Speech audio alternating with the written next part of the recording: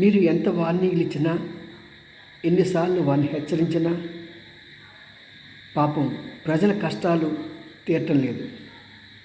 నిజమే, మీరు చాలా పడవలు తెప్పించారు, చాలా ట్రాక్టర్లు తెప్పించారు, ఎవరు కాదంటారు. కానీ ఇంకా మారుమూల ఉన్న ప్రజల్ని కొన్ని వందల మంది ఉన్నాయి, కొన్ని వందల కుటుంబాలు ఉన్నాయి. చిన్న చిన్న రోడ్లు 20, 30, 40 అడుగుల రోడ్డు ఉంటుందేమో నా అభిప్రాయం. అలాంటి రోడ్లో చిక్కుకుపోయిన వాళ్ళు చాలామంది ఉన్నారు. వాళ్ళు బయటికి రావాలంటే ముసలి తల్లిదండ్రులు, చిన్నపిల్లలు ఉన్న కొద్దిపాటి సామాన్తో రావాలంటే ఒక్కొక్క ప్రైవేట్ బోటు వాడే కాదు, మీరు ఏర్పాటు చేసిన ఆ బోటు వాళ్ళు కూడా కనీసం ఫ్యామిలీకి 20 నుంచి 30 వేల రూపాయలు అడుగుతున్నారండి. మధ్యలో దళారులు కూడా. మరి మీరు సిఐడి పోలీసుని అక్కడ పెట్టి అలాంటి చేసేవాడిని అరెస్ట్ చేసి గట్టి బుద్ధి చెప్తాయి, కానీ ఈ యొక్క జాడ్యం పోదు.